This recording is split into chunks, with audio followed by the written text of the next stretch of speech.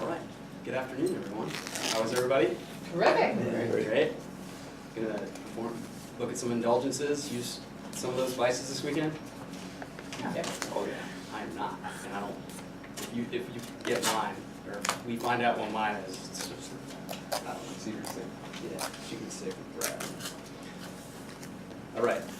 So, topic of my speech today: shoot, move, communicate, and.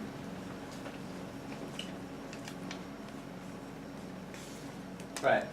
All Marines, most warfighters know the saying, shoot, move, communicate. Who in the room knows about this? Who knows this common DoD military phrase? Great. If you don't know about it today, you're going to learn a little about it today, especially in a Marine Corps context. So a little bit of background, like Brad said, I performed this speech in a communications class that I just took with Mike Friedman. He's a longtime Toastmaster. I asked him if he'd come to the meeting sometime, so maybe we'll get a longtime Toastmaster to come in as a guest. And he gave a plug to all the guys and gals in the class before we ended our course yesterday. So hopefully we can get some more guests too. All right, shoot, move, communicate. Today I propose a paradigm shift to the shoot, move, communicate mantra. This shift will allow the Marine Corps and perhaps the DoD accomplish this mission as an expeditionary force in readiness in a complex 21st century world. I propose we change this phrase to shoot, move, communicate, maintain. This saying, shoot, move, communicate, is deeply entrenched in the Marine Corps' founding ethos of expeditionary warfare. It kind of encapsulates how the Marine Corps executes its mission as an expeditionary force in readiness for the United States. And it has a broader context, as I kind of already mentioned, in the entire DoD. Either if you're a combat service support or you're a warfighter, like two of our special operators in the room. And today, we as warfighters, Marines, soldiers, sailors, airmen, coasties, we're all asked to do the shoot, move, communicate in a very complex and interconnected environment. Whether it be in the Middle East, Africa, Asia, Europe, or even in maybe space in the future. And the world has become more complex, especially with the proliferation of the information age, which is the internet, which was started in the 1990s. And now today, I think everyone in this room is very familiar with getting news immediately. So maintaining that all this equipment that runs all of our systems is very important. So what is maintenance? You might be asking yourself, what's maintenance? So I understand what shoot, move, and communicate is, but what is maintenance? Maintenance is the most quintessential action required to shoot any weapon, move by any means, sea, air, or land, or communicate through any medium. Of course, maintenance encompasses a vast array of actions, such as personnel maintenance in the form of leave, liberty, time off for your Marine soldiers, sailors, airmen. Or it could also be repair of equipment or acquisition of repair parts and supplies. Maintenance is especially important in that DoD environment that I mentioned earlier, with increasingly complex systems, equipment, the information that moves around the internet. All this is important. Everything, whether it's a weapon system, an individual Marine, soldier, sailor, airman, requires maintenance to operate within the shoot, move, communicate continuum. So some would ask, why change this age-old phrase? Well, there's two primary reasons. First reason is military system complexity. Before you see the number of lines of code required to operate certain aircraft as a function of time. So before 1990, Boeing 737 required 2,000 lines of code in its software, for its software and hardware to communicate effectively for that operator, the pilot, to use that aircraft. 2,000. That's right before 1990. And yes, a Boeing 737 is used by the military, so there's also civilian versions, but the military aircraft require 2,000 lines of code. And now, fast forward, 2018, an F-35, the Joint Strike Fighter, requires 23 million thousand, Arnie will probably get me for saying that backwards later, lines of code for all of its airframe systems to work effectively. This is an exponential increase in the amount of hardware and software required for that aircraft to operate in the shoot, move, communicate continuum.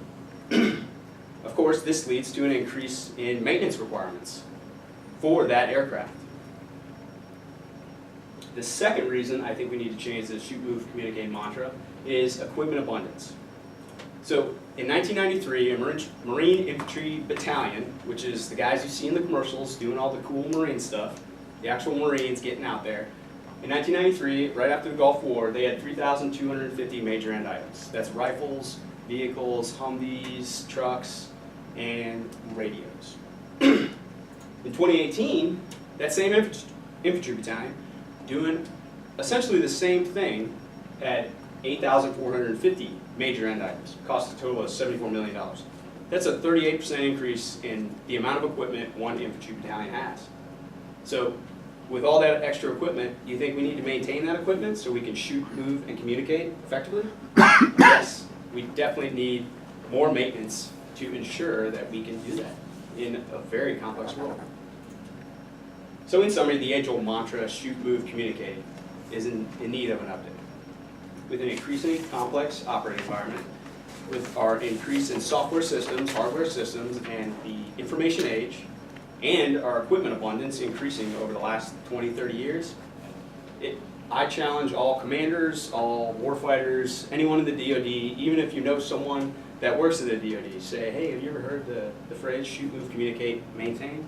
I charge you all to kind of think about that when you are interacting with these DoD people. And if we do take on this mantra, I think the U.S. will stay very relevant in a very chaotic and dangerous world. Thank you.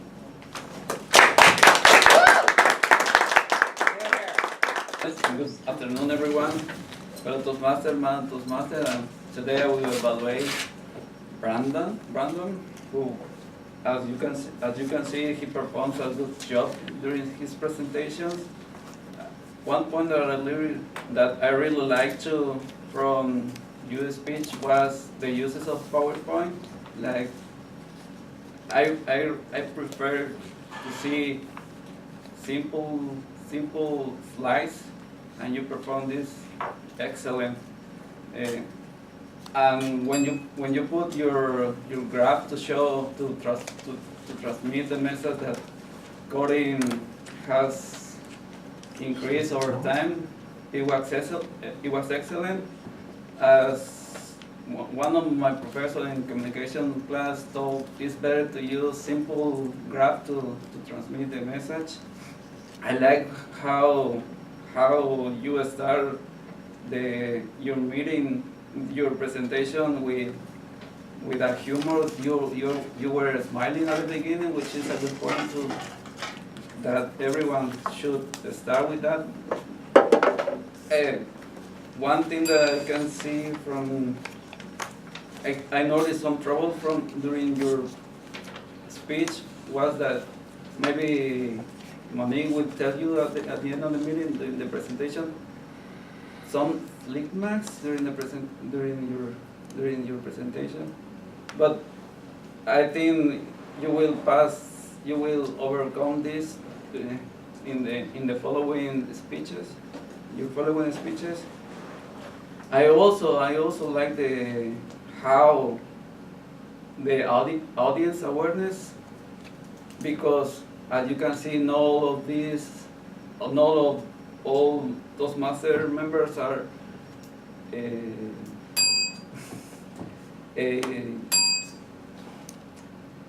military members, so which is great because I have some troubles during some speech when I have some troubles because you don't use too many acronyms that I really hate when military members use acronyms, and you are the only guys who talk in this using acronyms, but yeah, as you can see, you excel this point.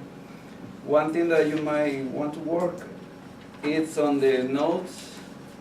I feel that you were comfortable, but you have some struggles in your presentation. But the eye contact was perfect for me. Like, from my point of view, you keep you you during your presentation you just do eye contact. You did eye contact. To challenge yourself, my suggestion will just get rid of your notes and see what happens, and we'll see. Thank you.